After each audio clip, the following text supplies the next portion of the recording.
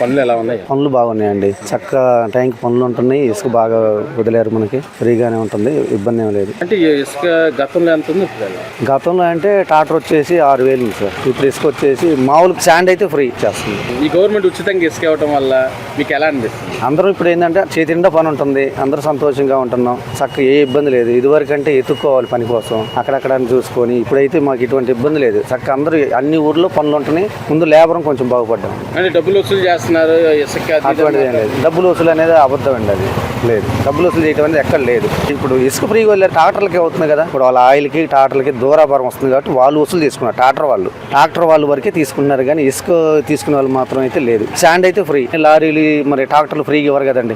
లేబర్కి అందరూ బాగానే ఉంటుంది. టాపీ మేస్త్రులు బాగానే ఉంటున్నాం. చక్క పన్ను విషయంలో బాగానే ఉంటుంది. ఇసుక అయితే నెంబర్ 1గా మాకు అన్ని చోట్ల ఇసుక ఎక్కడ చూసుకు ఇసుక ఉంటుంది కదండి. ఇదివరకు బస్తా కావాలంటే 200 రూపాయలు. ఇప్పుడు ఎక్కడైనా ఇసుక మాకు ఫ్రీగా తీసుకొచ్చుకుంటున్నాం. ఒక బస్తా 2 బస్తాలు కావాలన్నా తెచ్చుకుంటున్నాం. ఇప్పుడు బస్తా కొనాలంటే ఇప్పుడు 200.